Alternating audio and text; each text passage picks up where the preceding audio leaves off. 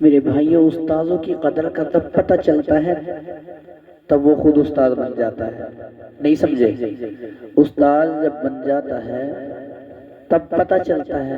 اب ایک بچہ پڑھ رہا ہے، اچھے سے پڑھ رہا ہے، اب اس کی غلطی پر اس کے استاد اس کو پیٹ رہے ہیں تو بچہ یہ سمجھتا ہے کہ یہ استاد تو میرے پیچھے پڑا ہوا ہے، مجھے ہی مارتا ہے. ایسا نہیں ہے، بلکہ استاد فائدے کے لیے مارتا ہے. میں اپنی بتاؤں، جب میں پڑھانے کے لیے بیٹھا شروع میں، بالکل شروع میں پڑھانے کے لیے بیٹھا تو درجہ حفظ مجھ کو دے دیا گیا. درجہ حفظ کے اندر میں نے پڑھانا شروع کیا. تقریباً 35 بچے، غالباً 35 بچے تھے. میں پڑھانے کے لیے بیٹھ گیا. مجھے خود ترس آتا تھا. چھوٹے بچے، میرے جتنے بھی بچے تھے، اور وہ سب میرے پاس پڑھ رہے تھے. اب میں ان کو پڑھاتا تھا، سبق نہیں یاد نکلتا، میں کچھ نہیں کہتا تھا. لیکن کوئی یاد نہیں کر رہا، کوئی کھیل رہا ہے. مغرب بعد یاد کرنے کا ٹائم ہے، کھیل رہا ہے. تو ظاہر سی بات ہے اتنا کچھ ہو رہا تو غصہ بھی آتا ہے.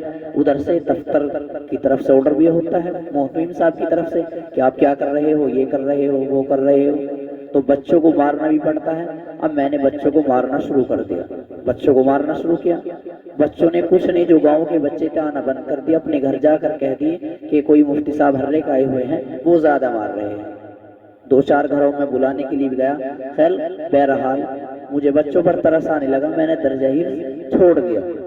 نہیں مار سکتا میں بچوں کو، بچوں کے مارنے کی جی نہیں کرتا. لیکن یہ تو میں اس لیے بتا رہا ہوں تاکہ آپ کو بھی بات سمجھ میں آ جائے، کیونکہ یہاں طالب علم زیادہ بیٹھے ہوئے ہیں. ان کے حساب سے میں بات کر رہا ہوں. بیان میں موقع محل دیکھ کر بات کرتا ہوں. جس انداز کے آدمی بیٹھتے ہیں اسی انداز کا بیان کرتا ہوں. یہاں طالب علم زیادہ بیٹھے ہیں اس لیے سمجھا رہا ہوں تاکہ آپ کو بھی بات سمجھ میں آ جائے، کیونکہ آپ بھی استاد، آگے چل کر استاد بنو گے. تو کہنا یہ چاہ رہا تھا، جب استاد بچے کو مارتا ہے تو یہ نہ سمجھے کہ مجھ سے دشمنی ہے. نہیں، دشمنی نہیں، بلکہ اس کے فائدے کے لیے مارتا ہے. جب بچہ زیادہ کلسا دیتا ہے تو استاد کو مجبوری میں مارنا پڑتا ہے. اور یہ یاد رکھنا، بہت سے استاد ایسے ہوتے ہیں کہ وہ بنا غلطی کے بھی مارتے ہیں. بچوں سے بنا مطلب کے بھی جلتے ہیں، کلستے ہیں خواہ.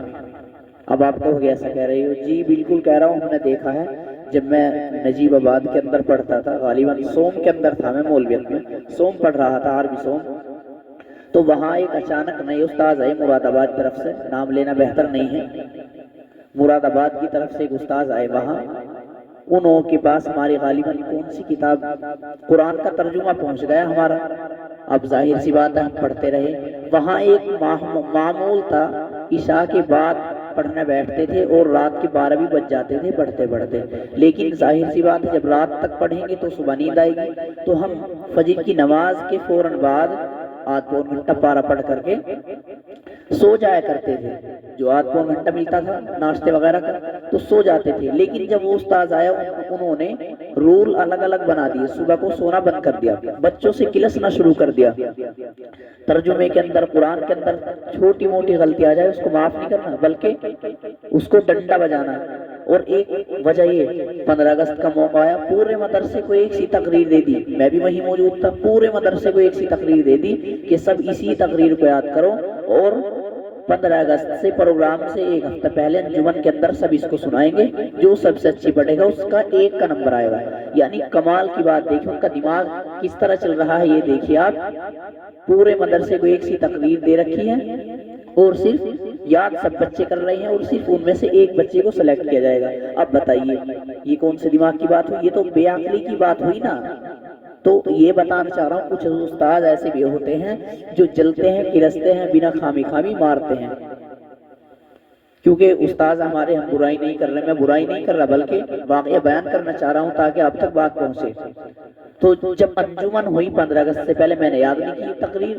میں نے کہا میں تو یاد نہیں کرتا، سب کو ایک سی دے رکھی ہے. اس وقت تک کبھی زندگی میں نے مائک پہ کوئی تقریر بیان، میں جب تک بولتا نہیں تھا، مائک پہ نہیں کھڑے ہوا، تو زبردستی انہوں نے جمعرات میں انجمن آئی، انہوں نے مجھے کھڑا کر دیا. میں نے کہا میرے یاد نہیں. انہوں نے ڈنڈا بجا دیا، غالباً 2-3 ڈنڈی ماری. پیٹنے کے بعد وہاں سے چلا گیا، مدرسہ ہی چھوڑ کر میں چلا گیا. اب آپ یہ دیکھیے، کچھ استاد ایسے ہوتے ہیں، لیکن سب نہیں ہوتے، بلکہ فائدے کے لیے مارتے ہیں. ہم بھی مارتے ہیں بچوں کو، اور ٹھیک ٹھاک سبھی مارتے ہیں، کم بھی مارتے ہیں. لیکن سب استاد ایسے نہیں ہوتے، بلکہ بچے کے فائدے کے لیے استاد مارتے ہیں. یہ میری بات یاد رکھنا.